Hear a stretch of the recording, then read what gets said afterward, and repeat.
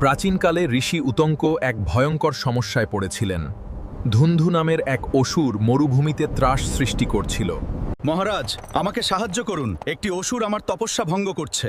ঋষি, চিন্তা করবেন না, আমি আমার ধনুক হাতে নিয়েছি, আমি তাকে বধ করে আপনার তপস্যা। মহারাজ বৃহদস্য মন দিয়ে ঋষি উতঙ্কের কথা শুনলেন। তারপর বিনয়ের সঙ্গে বললেন, আমি সংকল্প নিয়েছি, তবে আমার পুত্র কুবলাস্য এই দায়িত্ব পালন। তুমি এই রাক্ষসকে বধ করে প্রজাদের রক্ষা করো। যেমন আজ্ঞা পিতা। বৃহদস্য তার পুত্র কুবলাস্যকে বললেন, তুমি এই রাক্ষসকে বধ করে প্রজাদের রক্ষা করো। এই বলে রাজা বৃহদস্য অরণ্যের পথে রওনা হলেন তপস্যা করার জন্য।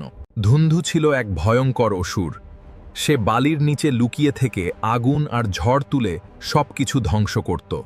যুদ্ধে চলো বীর, প্রস্তুত মহারাজ, আমরা প্রস্তুত। প্রাণপণে খোড়ো, জলদি করো, কিছু একটা তো আছেই।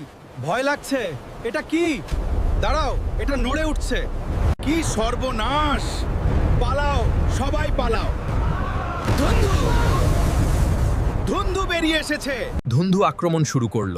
চারিদিকে ছড়িয়ে পড়ল ভয় আর বিশৃঙ্খলা। বীর যোদ্ধারা প্রাণপণে প্রতিরোধ করার চেষ্টা করছে। ধুন্ধু বেরিয়ে এসে ঋষি উতঙ্ক গভীর ধ্যানে মগ্ন হলেন। তার তপস্যায় আকাশ থেকে নেমে এলো দেবীয় আলো। ভগবান বিষ্ণুর আশীর্বাদে কুবলাশ্বর শক্তি আরও বৃদ্ধি পেল।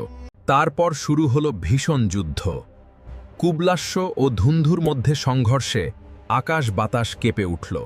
ধুন্ধুর আক্রমণে চারিদিকে নেমে এলো ভয়ঙ্কর বিশৃঙ্খলা। বীর যোদ্ধারা প্রাণপণে লড়াই করছে। তার শক্তির কাছে টিকে থাকা কঠিন হয়ে উঠছে। তোর ধ্বংস অনিবার্য। এই যুদ্ধেই সবকিছুর পরিণতি নির্ধারিত হবে। ধীরে ধীরে ধুন্ধুর শক্তি কমে গেল। অবশেষে সে মাটিতে লুটিয়ে পড়ল। জয় হ্যায়, মহারাজ কি জয়। তুমি ধুন্ধুমার নামে বিখ্যাত হবে। জয় ধুন্ধুমার।